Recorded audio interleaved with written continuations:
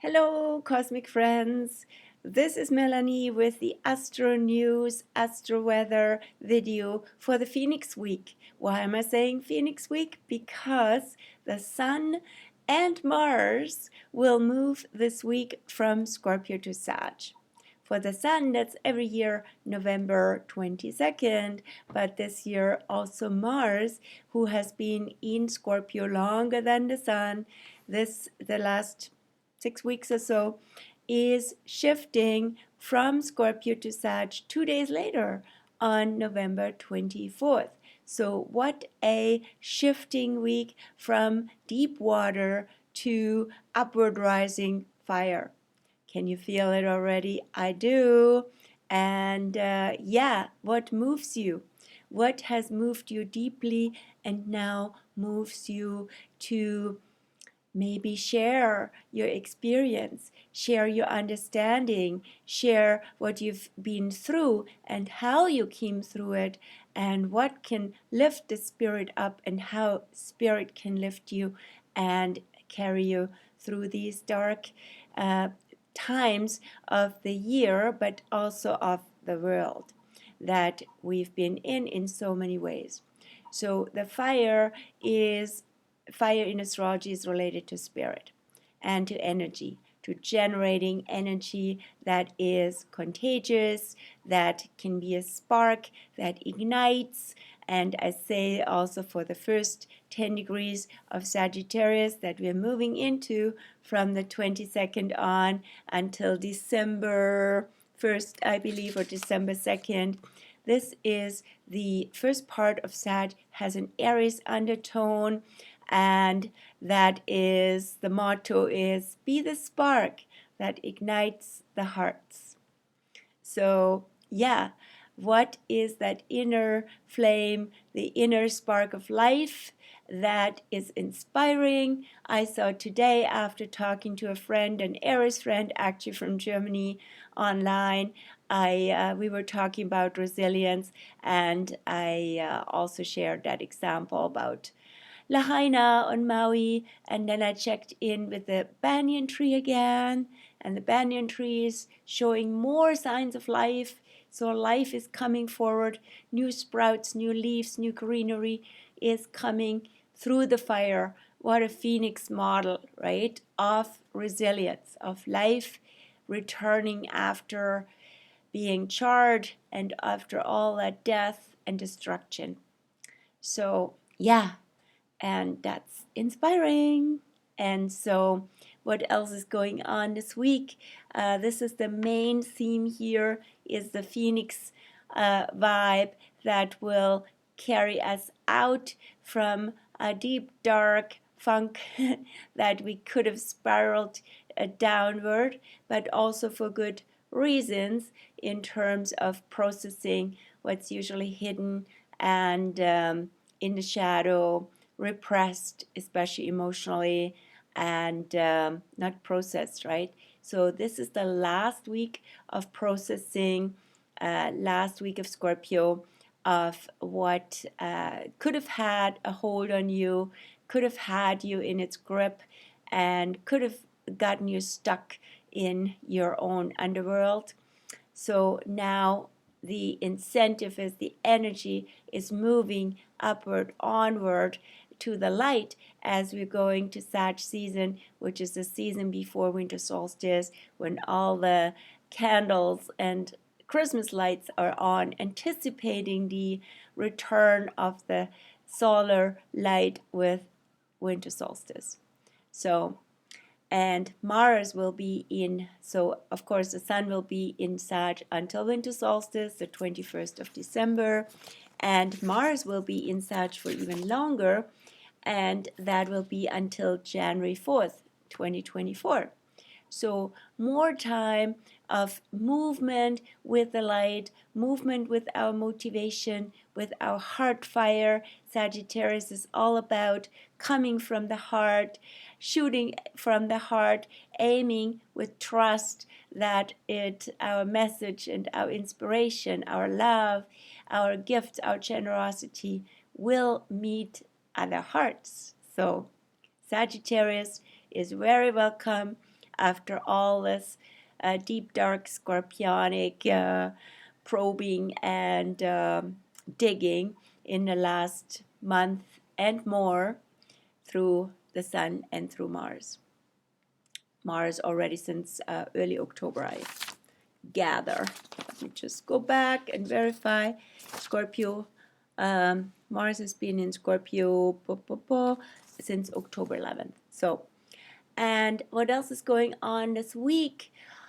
Sun and Mars in early Sag will square Saturn in early Pisces. So that's also something to be aware of.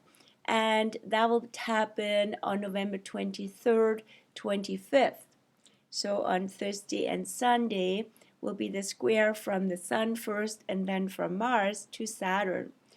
So that brings out Saturn in Pisces again, which has been already quite a strong focus in November because Saturn turned from retro to direct on November 4th and now is stationary, is sitting there in early Pisces. So now it shows us also where the vibes are, where our connections with people, especially because it's on the cusp from Aquarius to Pisces, which is about vibrational connections with people, synergy, coherence, all of that, where people play and vibe and groove well together or don't, right?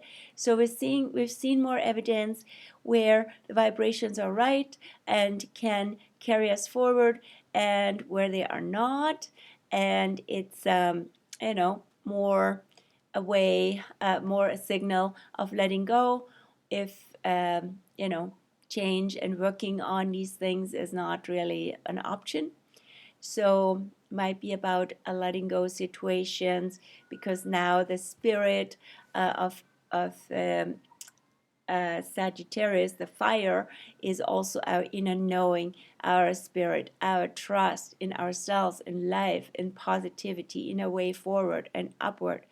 And if that is met by vibrations that are receptive to that or sharing this, then wonderful. And we can take the high road basically with that. If not, if people are more like restricting and are in a slow and dark and not very high vibration, right? Low vibration, then see what you can do to plant seeds, to spark something in their hearts, and then let that go also. And then be free. Freedom is so important for Sagittarius. Freedom of movement, freedom of the heart, of the spirit, and of trusting your inner yes and your calling. So also the week is building up to the next full moon, which will be the last full moon of fall technically, and the second last full moon of the year. And that will be on November 27th in early Gemini, 5 degrees early Sag. So the sun will be in early Sag, of course, and the moon in early Gemini. And that one, let me see, I have the chart here. That one will be also in square with Saturn, as I said before. So what's added to the picture here is the moon in Gemini, right? And that one is about voice, right? So here from Taurus to Gemini is what I call the voice point, voicing something. So voicing your values, for example, right? So Taurus has a lot to do with values, with also literally what does your body say, what do all your senses say, voice that, listen to the voices of the body and find your truth in that, find the direction with that, Sagittarius. And then the outlet is with Saturn in early Pisces of that T-square. Outlet is here, so that is also where the journey needs to go into where there's evidence for better vibrations, put it that way, or where you can be basically your dharma, your purpose, your spiritual purpose with Saturn in Pisces can be to bring better vibrations into a world where people feel lost and forgotten and without orientation, without navigation. And so that can be also a good direction for us to offer something, to offer a smile, offer just some words of inspiration. And yeah, and let me just look at the Sabian symbol at this point for the Gemini Sagittarius full moon, which is, I always look at those at this oracle, at the oracle of the Sabian symbols, and post the respective symbol to the Astro News. You can certainly find it there. Let me just see what I find at this moment. It is okay. Gemini 4 degrees. No, 5 degrees we need. Okay. Okay. Ooh, a revolutionary magazine asking for action. The explosive tendency of repressed feelings and root emotions. This is also interesting in terms of the Phoenix point, right? So much has been lingering and being repressed potentially, right? And now is coming out. That's also Phoenix. And what is revolutionary? Magazine can be literally media that call for revolution, and it can be also the inner revolution, revolution of the heart, of spirit, of something that's been hidden and waiting to come out. And it's ultimately the keynote is reach beyond established forms. So the established forms, they say no, just leave it as it is. Everything we can handle it. We can put up with it. But no, the revolution says no, something more is possible. Upward reaching, even though it's a Gemini sign, it's not interesting, right? It speaks a lot to the upward reaching of Sagittarius and also of the change of vibration in Pisces. I'll explore that symbol more and will write a little comment about it in the Astro News for the full moon. I close here. I know I'm not quite closing because I'm talking a little bit about the moon as she builds up the waxing moon to the full moon, and then keeping this video a little shorter than usual ones. So what's going on with the moon? The moon is still in Aquarius, and today, Sunday, if you see this video today is a bit of a challenging day emotionally, only for the moon coming into square from Aquarius at 3 o'clock in the afternoon. It's just in 3 hours, coming into square with Uranus. Uranus is the ruler of Aquarius, and Uranus retro in Taurus. So that can be an energy where you feel some clashes, some inspiration, though too, some interesting charged energy that can show up together with friends, which happened on my Zoom meeting, and I'll meet another friend in the afternoon. It'll be certainly very animated discussions with this friend. And so, yeah, sharing the values, right? And maybe also coming out with something we haven't really shared in this way, because if there's like-mindedness, there's no problem, right? We don't have to censor ourselves, so we shouldn't censor ourselves anyway, but even easier with people to brainstorm and explore ways to get out of certain, dynamics that seem to be stuck in society, especially, right, which is Aquarius. Then the moon goes into Pisces tomorrow. So the moon will also, I should say, tonight square Mars and the Sun in late Scorpio, So here is also a lot of tension between deep, hidden, dark processes and then outlets and understanding what's going on for humanity. So what goes with that, and I have scheduled also semi-aware of this alignment, going to see Oppenheimer at the IMAX with a friend this evening. So certainly a lot to think about what's been going on for decades and longer in terms of the destructive force of humanity, and what is a spirit we need to live with and live in at this time. Then the moon goes into Pisces tomorrow and will be in Pisces until Wednesday, which is so interesting, the 22nd.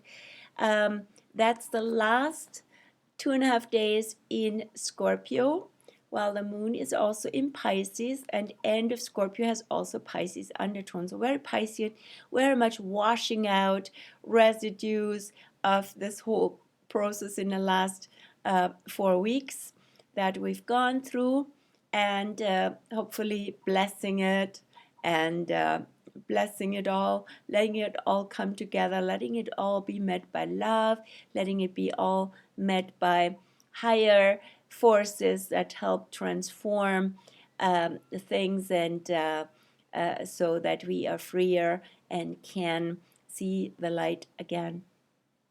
Then the moon goes into Aries on the day when the sun enters Sagittarius. Isn't that interesting? So double fire, right? So double fiery day, 22nd, double watery days, 20th and 21st.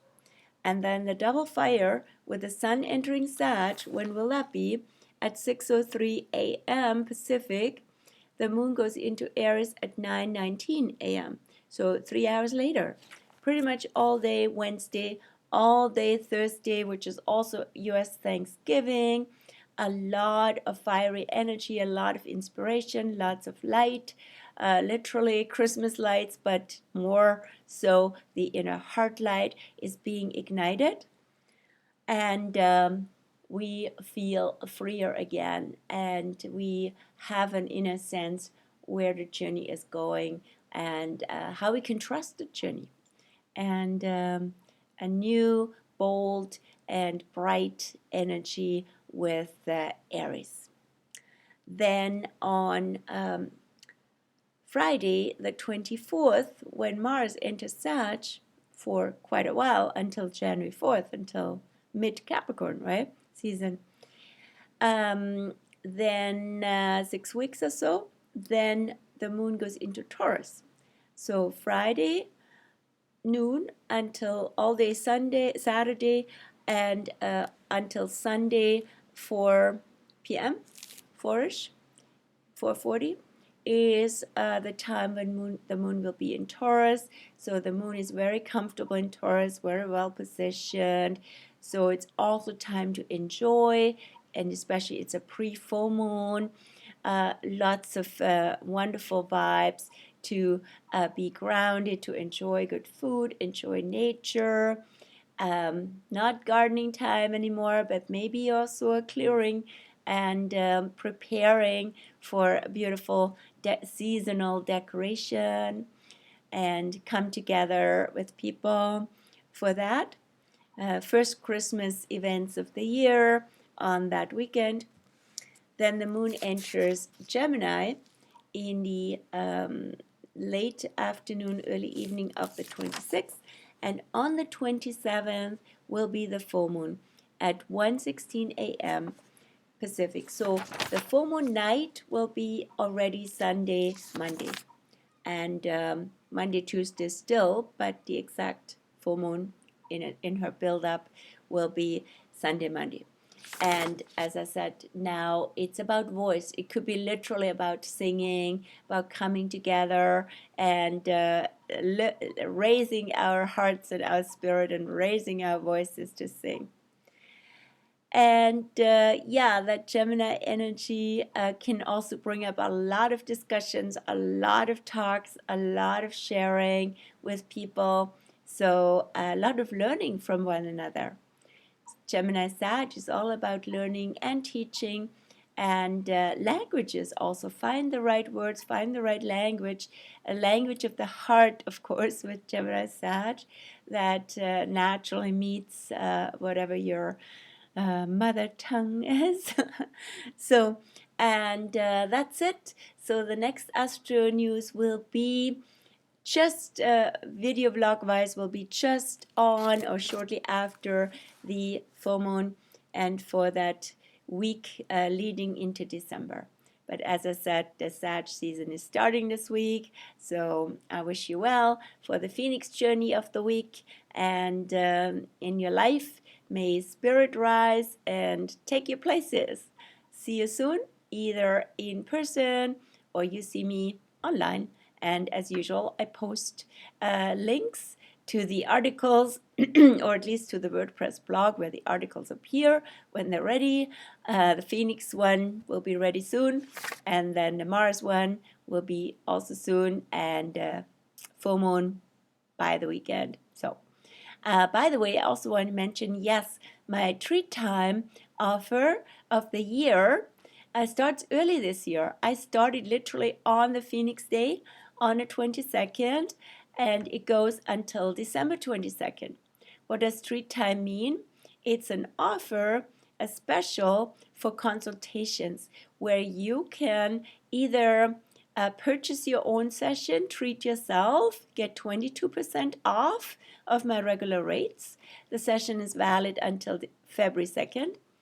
And or you can treat somebody else and get even 33% off. Or the best deal of them all and of the year is to get a 2-for-1. So treat yourself, treat somebody else.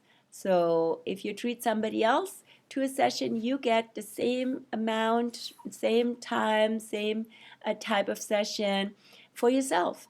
And you only pay for one session. So people can also pool up and get 2 sessions and share those. So you're most welcome to ask me anything about it if you want and take me up on the offer. And I look forward to seeing you for your treat time session when that happens. Have a wonderful week, and until soon. Bye.